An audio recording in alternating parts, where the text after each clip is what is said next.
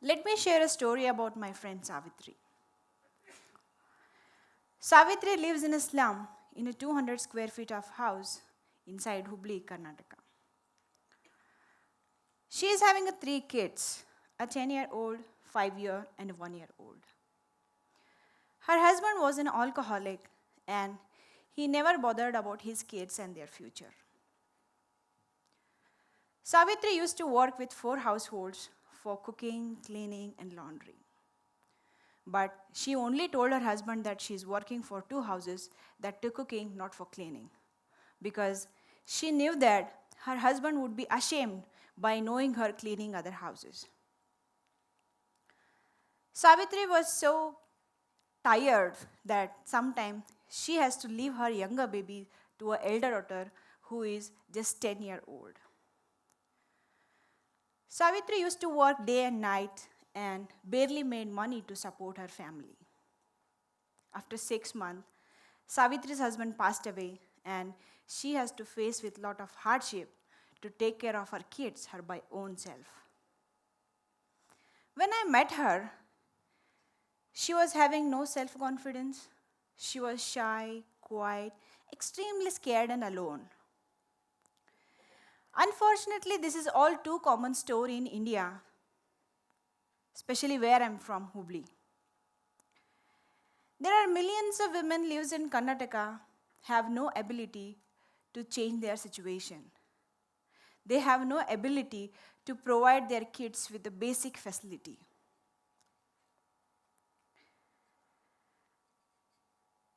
In my heart, I was thinking that what can be done for these women?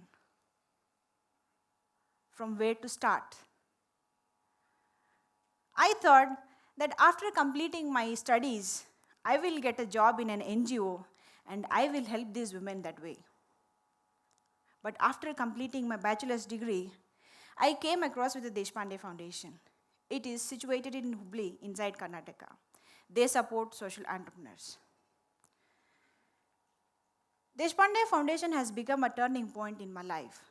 For the first time, I felt that I could do different from my friends, instead getting married or getting a job. I started thinking out of the box. I felt that I can prove my dreams to help these women. During my fellowship training program, I interacted with the many women from slums and rural villages to understand their perspective. This allowed me to see their daily routine, the fact that they lack decision power. The male members of the family make all the decisions, and these women are totally dependent on them. These women have no ability to change their situation. These women are not allowed to work. Even if they are allowed to work, there are no safe and respectful places. Your chances are better if you are educated. What if you are not educated? Who will employ you? I started thinking, what is my responsibility? How can I contribute back to my society? What can be done for these women? Initially, I was thought that something involving microfinance or some form of vocational training will help these women. But we quickly realized that this is not the way.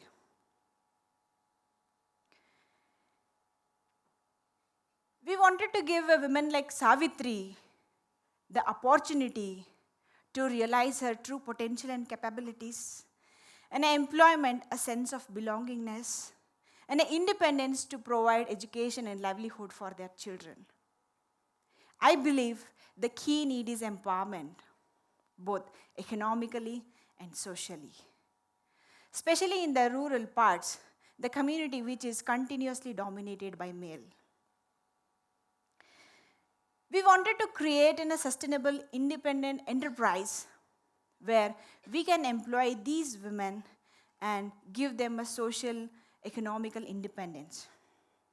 That's when the idea for providing female security guards, safe hands 24/7 was born. After talking to many people in the community, we realized that there is a need. There is a need for female security guards. We looked up for an unthreatening area or situation where we can deploy these lady guards. And we realized that there are tons of situations where client might prefer to have a lady guards, such as ladies hostels, guest houses, schools, hospitals, and malls. At the beginning, many people doubted the idea, thinking that it could never work. We faced a lot of challenges. At the time, I was only 23-year-old and other founders were 25 and 26.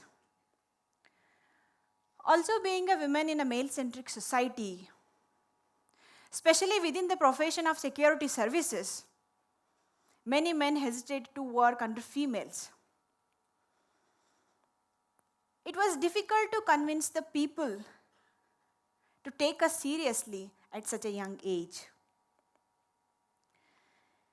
Many men hesitate to work under females. The problem was not the society's reaction to the idea, but the mental model of the women that themselves they had. These women were uncomfortable wearing the pant shirt as a uniform because they think that pant shirts are only made for men, not for women. These difficulties, along with many others, caused my co-founders to leave. This was a make or break situation. I left alone with the company at the age of 23, with the society telling me that this idea could never work. My parents were begging me to leave the company and go back to my studies. I was at crossroad. But I thought to myself, if I want to change anything, it had to happen now. This is the time if I want to make any change. I believed in two words, which is now or never.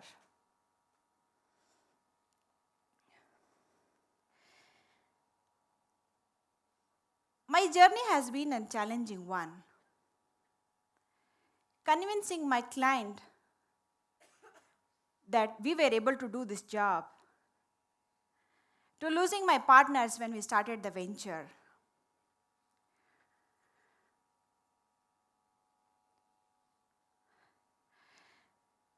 The support I received from Deshpande Foundation was so amazing. They took a huge risk to become our first client.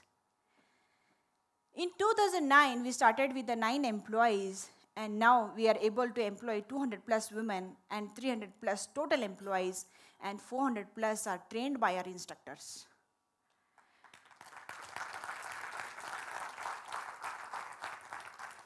We are serving over 45 clients in Hubli, Dharwad to our different institutions.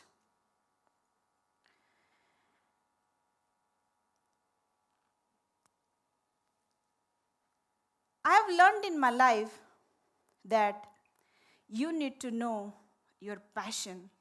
You need to believe in your passion so that automatically your priorities will change. Hurdles make you happy. Challenges will become your lovely moment. Problems will never come to you. Instead, you will go to the problem to enjoy the victory. Here is the Savitri from the beginning of the presentation. She is working with us as a security guard. She is making 3 times more than the earlier. She is working less than before. All her 3 kids are studying. Savitri is leading a self-help group in the slums for women and helping them to save money. More importantly, she has renewed her sense of confidence. She is able to go to the bank alone. She is providing her kids with a basic facility. She is providing her kids with education and livelihood.